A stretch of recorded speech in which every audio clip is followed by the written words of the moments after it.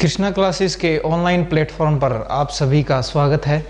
तो पिछली वीडियो में हम डिस्कस कर रहे थे एचएसएससी में पूछे गए कुछ सवाल। अभी इस वीडियो में भी हम एचएसएससी के जो एग्ज़ाम्स में पूछे गए कुछ सवाल हैं कंप्यूटर के, वो डिस्कस करेंगे। तो चलिए शुरू करते हैं। पहला क्वेश्चन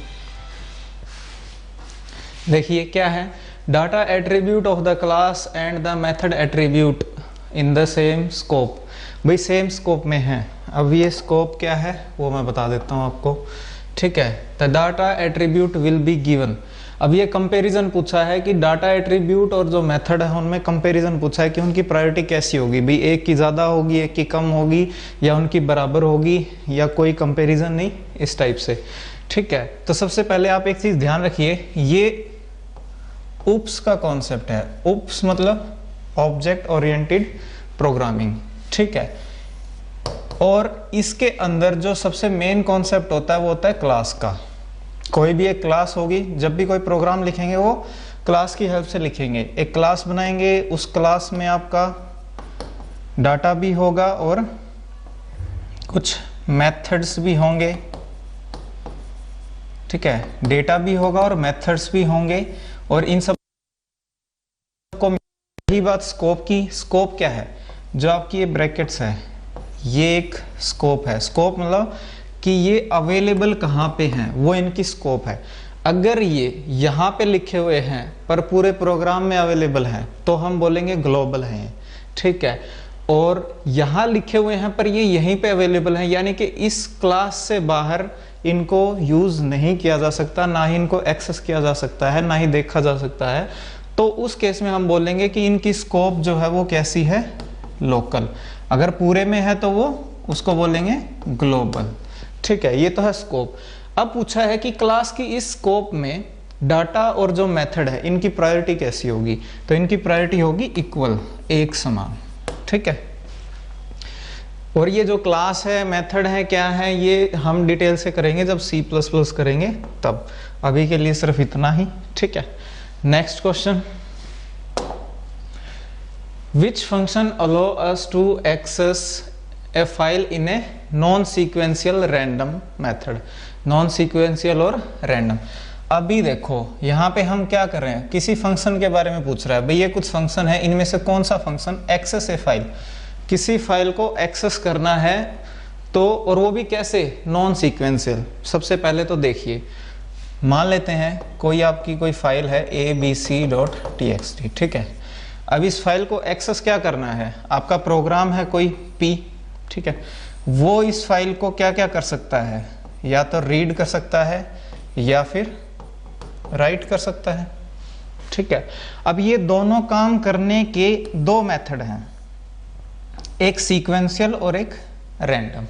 सीक्वेंशियल में तो क्या होगा? Step by step. जैसे मान लो कि ये आपकी कंप्लीट फाइल है, यहां से स्टार्ट है, ठीक है, और यहाँ पे ये फाइल आपकी एंड होती है।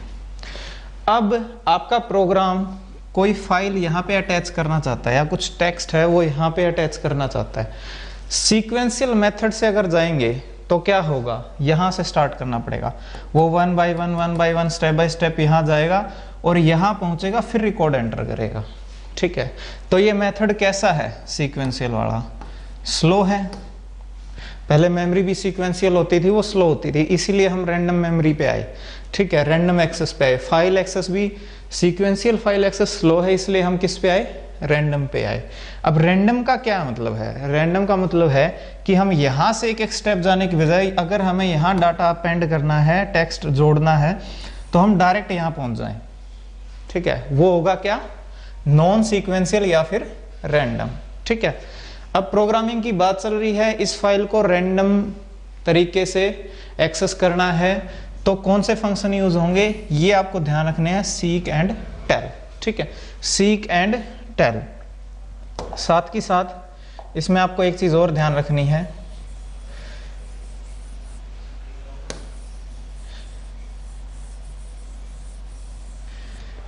कि ये सीक एंड टेल मेथड करते क्या है, क्योंकि हो सकता है अगला क्वेश्चन यही पूछ ले आपसे कि सीक एंड टेल का मतलब क्या है यहाँ पे, ठीक है।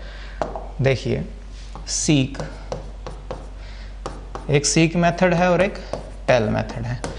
अब कोई ये फाइल है, ठीक है, इसको आपको एक्सेस करना है, तो जिस पॉइंट पे आप खड़े हो फिलहाल उसे बोलते हैं पॉइंटर। यानी कि हम यहाँ पे अभी पॉइंट कर रहे हैं, यहाँ पे हम खड़े हैं, तो यहाँ से हमें कहाँ जाना है, कहाँ जाना है, ठीक है, कहाँ जाना है वो बताएगा सीक मेथड। भाई हमें यहाँ से यहाँ जाना है, जैसे ये मान लो लोकेशन है कि हमें 5th पोजीशन पे जाना है, तो पॉइंटर डायरेक्ट कहाँ चला जाएगा, 5th पे, किससे, सीक मेथड से, ठीक है। लेकिन जाने से पहले हमें पहले ये देखना हो कि फिलहाल हम कहाँ पे हैं। हो सकता है आपका पॉइंटर अभी यहाँ पे हो और उसको पीछे आना है, ठीक है, तो अभी जो करंट में है वो कहाँ पे है, वो अगर पता करना है तो टेल मेथड क्या करेगा, अभी कहां पे है आपका पॉइंटर, अभी कहां पे है वो पोजीशन बताएगा टेल, ठीक है, क्लियर है। नेक्स्ट क्वेश्चन, इन ए डाटाबेस रिलेशन मींस, रिलेशन किसको बोलते हैं, देखिए डाटाबेस में हमेशा टेबल को ही रिलेशन बोला जाता है, ठीक है, रिलेशन टेबल को ही बोला जाता है। टेबल एक, इसको एक समझ सकते हो, एक नॉर्मल सी टेबल, एक उदाहरण के लिए हम ले लेते हैं इन चीज़ों को समझने के लिए। जैसे ये एक टेबल है जिसमें ये आपकी आईडी है मान लो, ठीक है, ये नेम है और ये आपकी एज। अब इसमें कुछ हम रिकॉर्ड डालते हैं, उनको बोलेंगे रिकॉर्ड्स, ठीक है, जैसे आईडी 1 2 3, नेम ABC, एज 12 13 और 40, ठीक है। अब इस पे बहुत सारी चीज़ें हैं जो आपको समझनी है। अभी तो जैसे यहाँ पे सिर्फ रिलेशन पूछा है, इस पे बहुत सारी चीज़ें पूछी जाती हैं एक, ठीक है, जैसे इसको क्या बोलेंगे, पूरे एक रिकॉर्ड को, इसको हम या तो रिकॉर्ड बोल देंगे, ठीक है, या फिर ये देखिए ये दिया हुआ है यहाँ पे, या फिर इसको क्या बोल देंगे, टपल, या फिर एक रो। यानी किसी भी एक टाइम पे किसी एक रो को क्या बोल देंगे, टपल भी बोल देंगे, रिकॉर्ड भी, या फिर रो भी, तीनों नाम इसके उपयोग हो सकते हैं, ठीक है। उसके बाद अब ये एक रिकॉर्ड है, ये एक रिकॉर्ड है, ये एक रिकॉर्ड है, इन रिकॉर्ड के जो ऊपर ये हैं इनको क्या बोलेंगे, कॉलम, कॉलम भी बोल देते हैं इसको, ठीक है, या फिर इसको एट्रीब्यूट भी बोल देते हैं, ठीक है। तो अगर आपको कहीं पे एट्रीब्यूट नाम दिखे तो उसका मतलब क्या है, भी किसी भी टेबल का कॉलम, ठीक है, एट्रीब्यूट का मीनिंग ये है। यहाँ पे टपल हो गया आपका ये रिकॉर्ड, ठीक है, टेबल आपका रिलेशन, इस पूरी टेबल को बोल देंगे, ठीक है। की क्या है, की होता है जो रिकॉर्ड को आइडेंटिफाई करे, आइडेंटिफाई यानी उसकी पहचान करे, यूनिक। जैसे नेम है, क्या वो की हो सकता है, ABC नहीं हो सकता, क्यों, क्योंकि ए नेम जरूरी नहीं है किसी एक का हो, वो 2 का भी हो सकता है, वो 4 का भी हो सकता है, तो उससे आप ये नहीं बता पाओगे कि एग्जैक्ट वो कौन है, ठीक है। एज भी सेम हो सकती है, लेकिन आईडी सबकी अलग अलग होगी, तो इसको हम क्या बोल सकते हैं, की एट्रीब्यूट, ठीक है, की एट्रीब्यूट, या फिर की कॉलम। की का मतलब क्या है कि पूरे रिकॉर्ड को आइडेंटिफाई करेगा, पर वो अपने आप में यूनिक होगा, वो रिपीट नहीं होगा, ठीक है। तो ये यहाँ पे आपको की का ध्यान रखना है। और वैसे इस की को जो स्टार्टिंग में है हम जानते हैं किसके नाम से, प्राइमरी की के नाम से, ठीक है।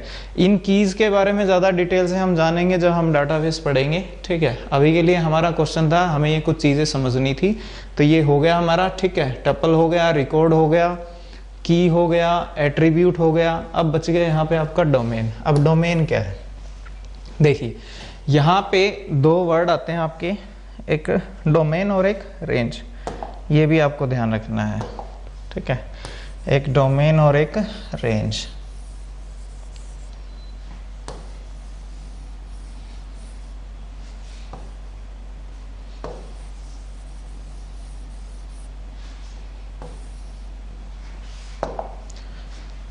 एक आपका डोमेन और दूसरा है रेंज, ये भी आपसे हो सकता है पूछ लिया जाए, ठीक है। अब डोमेन में आपका क्या बोलोगे कि किसी भी एट्रीब्यूट में क्या क्या पॉसिबल वैल्यूज हैं, भाई क्या क्या उनमें आ सकता है, पॉसिबल वैल्यू बोल सकते हो आप, ठीक है। जैसे इसमें एज में क्या आ सकता है, 10, 11, 12, 13, क्या इसमें -5 आ सकता है, नहीं। क्या इसमें 300 आ सकता है, 400 आ सकता है, नहीं। यानी कि हमारी पॉसिबल वैल्यूज, या फिर ABCD आ सकता है, नहीं। कुछ और दशमलव में वैल्यू, नहीं। यानी हमने एक चीज डिसाइड कर ली कि इस कॉलम में सिर्फ ये वैल्यूज आएंगी, ठीक है। किस प्रकार की, ये इंटीजर बोल देते हैं कंप्यूटर में, ठीक है, या फिर आप इनको नंबर बोल सकते हो, डेसिमल बोल सकते हो, कि ये वैल्यू आ सकती है, ठीक है। वो तो हो गया आपका डोमेन। यहाँ पे क्या आ सकते हैं, कैरेक्टर्स, यानी इस कॉलम में क्या आ सकते हैं, कैरेक्टर्स। इस कॉलम में नंबर्स आ सकते हैं, इसमें नंबर्स आ सकते हैं, इसमें कैरेक्टर्स। ये हो गया इसका डोमेन, भाई क्या क्या वैल्यूज उसमें पॉसिबल है, ठीक है। अब बात आती है रेंज की। अब रेंज क्या है, रेंज का है मिनिमम और मैक्सिमम वैल्यू, ठीक है, मिनिमम और मैक्सिमम वैल्यू, कि भाई मिनिमम इसमें कितनी आ सकती है और मैक्सिमम इसमें कितनी वैल्यू आएगी, उसको बोलेंगे उसकी रेंज, ठीक है। जैसे इसमें हम ये बोल सकते हैं कि जी मिनिमम तो 1 आ सकती है और मैक्सिमम इसमें हम डाल सकते हैं 110, ठीक है, या 1120 या 1130, ठीक, 130, इससे ज़्यादा नहीं आ सकती है, ठीक है। अब यहाँ पे आप 1000 नहीं डाल सकते, तो वो हमारी क्या हो जाएगी, एक रेंज हो जाएगी कि मिनिमम इसमें कितनी आएगी और मैक्सिमम कितनी। तो आगे इस तरह के क्वेश्चन आपसे पूछे जा सकते हैं कि रेंज क्या है, डोमेन क्या है, एट्रीब्यूट क्या है, ये चीज़ें आपको ध्यान रखनी है, ठीक है। अगला क्वेश्चन देखते हैं। तो इसका आंसर क्या हो गया आपका, शुरू में ही मैंने आपको बता दिया था, रिलेशन किसको बोलते हैं, टेबल को, ठीक है। अगला question, first element in JavaScript array.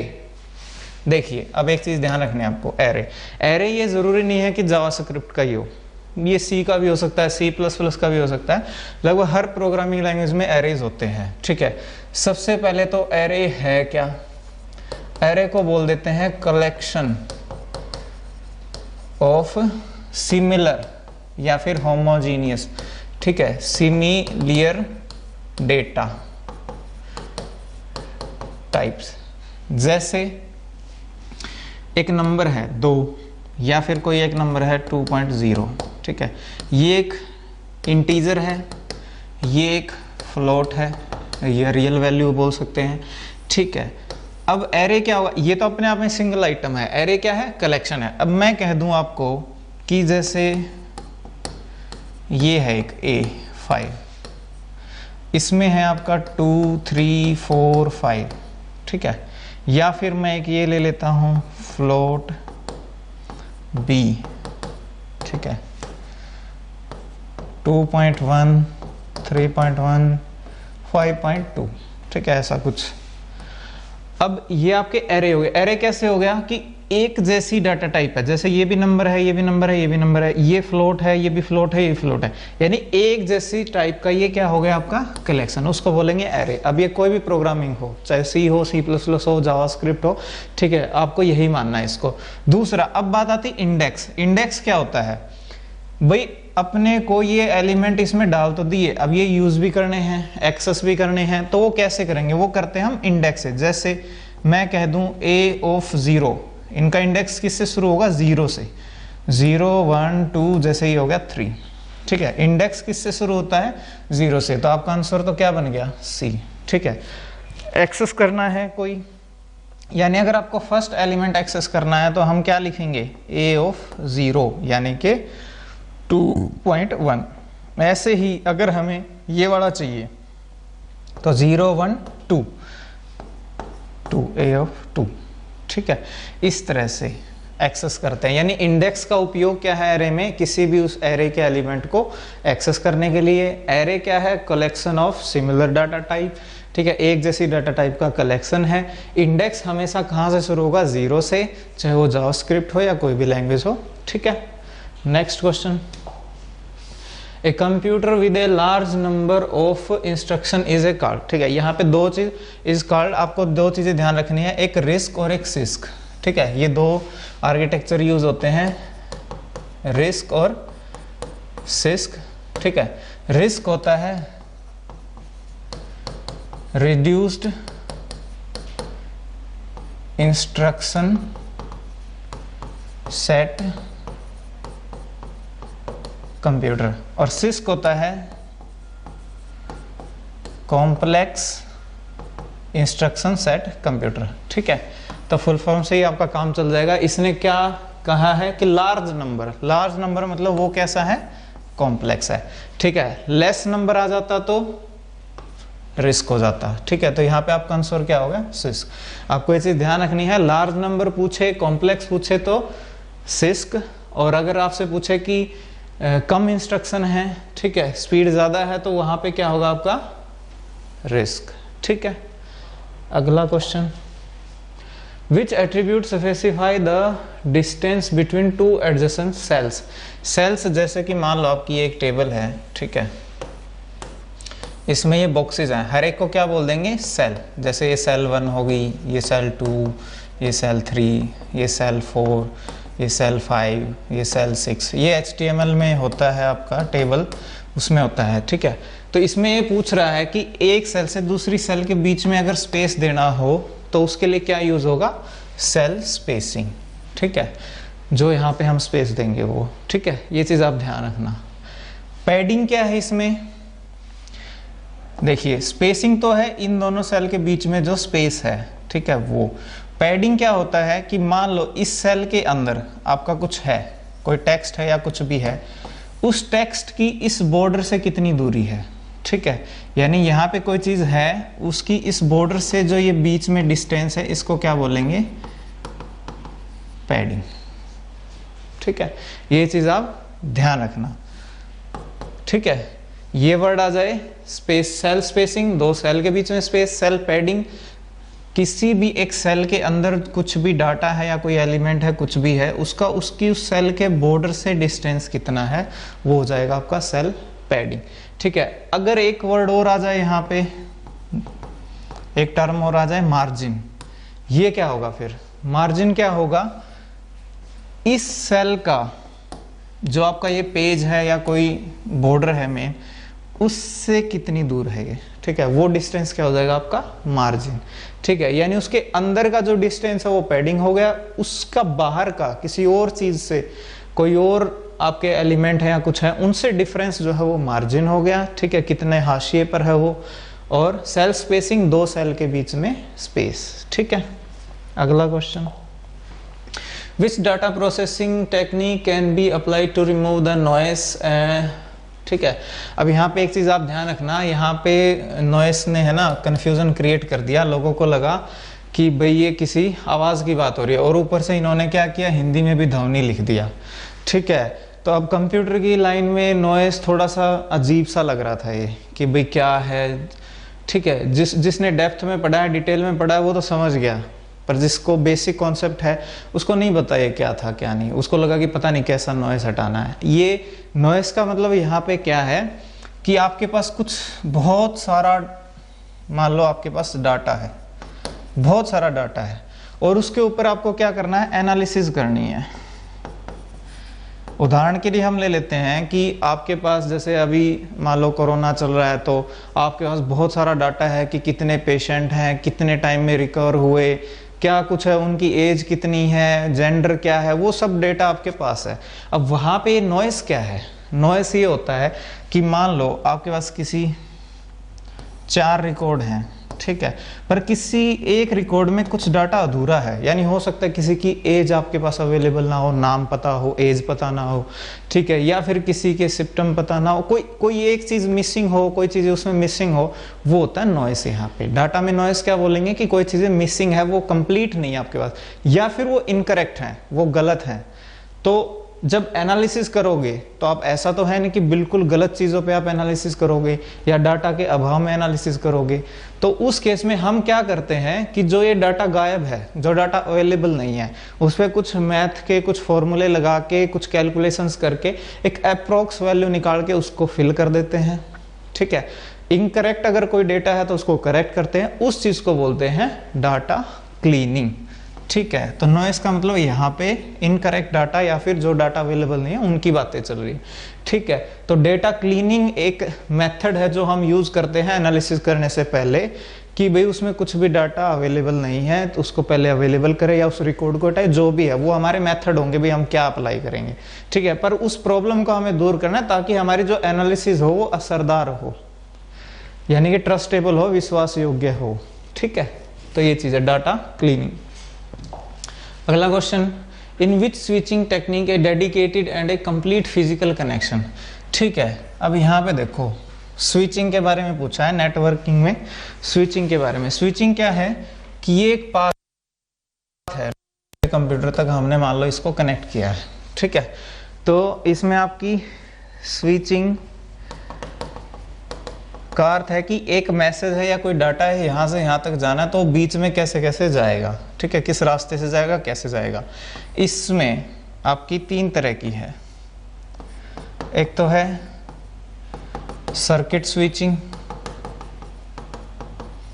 ठीक है। एक है आपकी मैसेज स्विचिंग और एक होती है आपकी पैकेट स्विचिंग, ठीक है। मान लो कि कोई आप एक एम मैसेज है वो यहां से यहां तक आप भेजना चाहते हो, तो किस किस रास्ते से जाएगा उसको आपको डिसाइड करना है, वो एक आपकी स्विचिंग होगी। सर्किट का मतलब क्या है कि हो सकता है इस कंप्यूटर से इस कंप्यूटर तक बीच रास्ते में बहुत सारी नोड हो, ठीक है, बहुत सारे यानी कि वहां तक पहुंचने के हो सकता है रास्ते हो, ठीक है।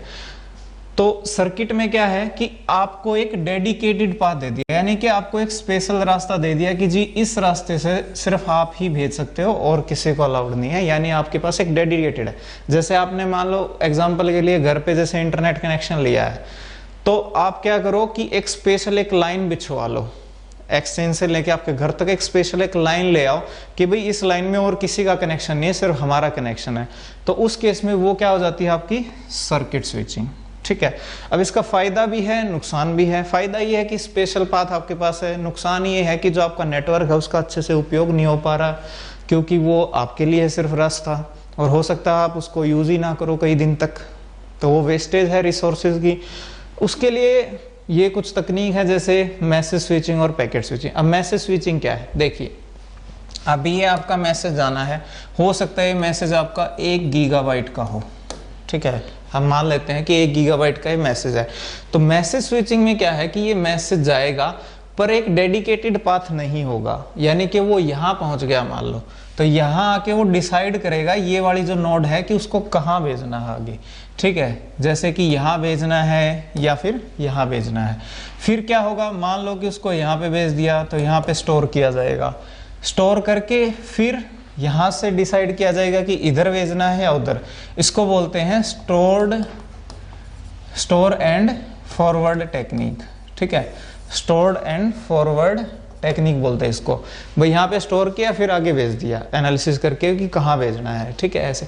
इससे भी नुकसान हुआ क्या कि मान लो कि ये मैसेज बहुत बड़ा है, तो यहाँ पे किसका इश्यू आएगा, मेमोरी का, स्टोरेज का।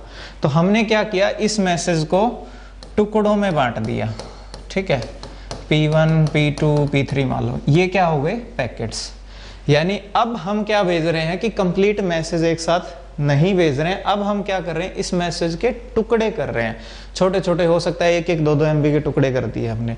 अब वो टुकड़े जाएंगे, ठीक है, और उनका भी फायदा क्या होगा कि वो एक रास्ते से नहीं जाएंगे। हो सकता है कि एक पैकेट आपका यहाँ से चला जाए, हो सकता है दूसरा पैकेट आपका यहाँ से चला जाए। इससे क्या होगा, स्पेस भी यूटिलाइज हो गया, क्योंकि कम स्पेस की जरूरत है, छोटे छोटे टुकड़े हैं। दूसरा स्पीड भी बढ़ जाएगी, क्यों, क्योंकि हो सकता है 10 पैकेट इधर से चले जाएं एक साथ और 10 इधर से चले जाएं, तो 20 एकदम एक साथ पहुंच जाएंगे। तो इससे क्या हो गया, अब हम क्या यूज करते हैं, पैकेट स्विचिंग यूज करते हैं। इसका फायदा क्या हो गया कि ये फास्ट है, ठीक है, बहुत फास्ट है। और दूसरा आप ये बोल सकते हो, जैसे क्वेश्चंस वगैरह में आ सकता है कि यूटिलाइज हो रहे हैं रिसोर्सेज, आप ऐसा भी बोल सकते हो कि नेटवर्क के रिसोर्सेज अच्छे से यूटिलाइज हो रहे हैं, ठीक है। तो ये चीज है। अब डेडिकेटेड पाथ आ जाए तो हम किसको बोलेंगे, सर्किट स्विचिंग, ठीक है। सर्किट स्विचिंग, अगर कंप्लीट मैसेज जा रहा है तो उस केस में मैसेज स्विचिंग, और मैसेज को टुकड़ों में डिवाइड करके भेजा जा रहा है तो पैकेट स्विचिंग। ठीक है, तो यहाँ पे ये आंसर है। आगे ऐसा क्वेश्चन आए तो आप ध्यान रखना। देखते हैं next question. Serial port transfer serially dash bits. भाई कितनी बिट सीरियल पोर्ट जो होता है, दो तरह के पोर्ट हैं आपके, सीरियल और पैरेलल। सीरियल पोर्ट हमेशा 1 बिट एट ए टाइम भेजता है। ठीक है, पैरेलल पोर्ट नॉर्मली तो हम बोलेंगे कि 8 बिट करता है, पर वो डिपेंड करेगा पोर्ट पे। ठीक है, कि वो कितने बिट का पोर्ट है, हो सकता है वो 16 बिट का कैपेसिटी हो उसमें। ठीक है, वैसे हम मान लेते हैं कि 8 बिट करता है। ठीक है, तो यहाँ पे क्वेश्चन पूछा गया सीरियल कितना करता है, एक एक बिट एक टाइम पे करता है। ठीक है, next question, minimise the expression. देखिए इसमें क्या होगा, ये आपका बुलियन अलजेब्रा है, ये आपका मैथ में भी आता है और कंप्यूटर में भी आता है। इसका काम क्या होता है, कंप्यूटर में सर्किट्स को डिजाइन करना होता है कि छोटे से छोटा हम सर्किट अच्छे से डिजाइन कर पाएं। और मिनिमाइज का अर्थ यहाँ पे ये है कि ये भाई बड़ी एक्सप्रेशन है एक, इसका छोटे से छोटा संक्षिप्त रूप क्या हो सकता है, ताकि उससे क्या हो कि इसके लिए अगर हम सर्किट बनाएंगे तो वो बड़ा बनेगा, पर जो काम ये इक्वेशन कर सकती है वो इनमें से कोई एक इक्वेशन और है जो वही सेम काम कर सकती है, और उसको डिजाइन करने में हमें मतलब हमारा फायदा है उसमें। ठीक है, छोटा सर्किट होगा और फास्ट होगा, तो इसलिए हमें इसको मिनिमाइज करना पड़ता है। ठीक है, बुलियन अलजेब्रा के जो मेथड्स वगैरह हैं वो हम बाद में पढ़ेंगे डिटेल में, जब इसका नंबर सिस्टम करेंगे, डिजिटल लॉजिक करेंगे। अभी सिर्फ हम इतना देख लेते हैं कि ये क्वेश्चन कैसे होगा। इसमें कुछ मेथड हैं जो आपको ध्यान रखने हैं, जैसे कि ए है कोई, उसमें अगर हम एक और ए ऐड कर दें तो क्या इससे कोई फर्क पड़ेगा? नहीं पड़ेगा। यानी कि a प्लस ए भी a ही होगा आपका। ठीक है, a प्लस ए ये भी क्या होगा, a ही होगा। ठीक है, a प्लस बी ये भी क्या होगा आपका, a प्लस बी। यानी कि आप इसको कितनी बार भी ऐड कर लो, कितनी बार भी प्लस लिख लो इसके बीच में, वो सेम रहेगा।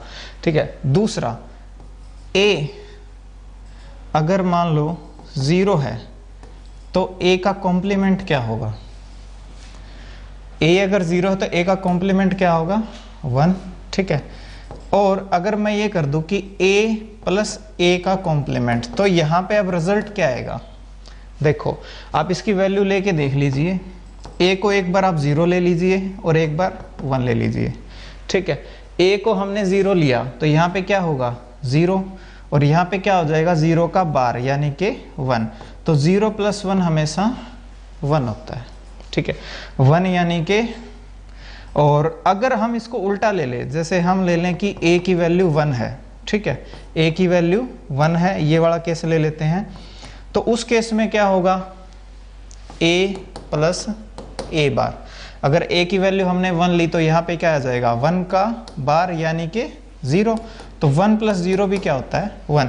यानी कि रिजल्ट क्या आना है, 1 ही आना है। ठीक है, ये एक बेसिक सा मेथड है जो इसमें उपयोग होगा। अभी देखते हैं कि इस क्वेश्चन को कैसे करेंगे। ठीक है, ठीक है जी।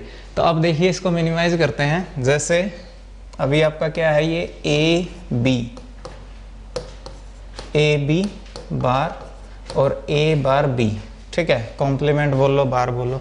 अभी मैं सिर्फ इतना कर रहा हूँ, देखो ये आप प्रैक्टिस करोगे कई सारे इस तरह क्वेश्चन, तब आपको आइडिया आने शुरू हो जाएंगे कि कैसे करना है। मैं सिर्फ इतना कर रहा हूँ कि इसमें a प्लस बी और ऐड कर रहा हूँ, क्योंकि मैंने आपको बताया था कि या सिर्फ a हो या मैं लिख दूँ a प्लस, बात बराबर है, रिजल्ट a ही आना है। अगर मैं एक बार और a प्लस लिख दूँ तो भी रिजल्ट क्या आना है, a ही आना है। तो कोई फर्क नहीं पड़ता इस चीज से, भाई मैं a भी एक बार रखूं या मैं इसको 2 बार जोड़ूं या मैं 3 बार जोड़ूं। ठीक है, अब आप एक चीज नोट करिए, नॉर्मल मैथ है ये आपका, इन दोनों में कॉमन क्या है, इन दोनों में कॉमन क्या है, a मैंने कॉमन ले लिया तो ये क्या हो गया, b प्लस b बार।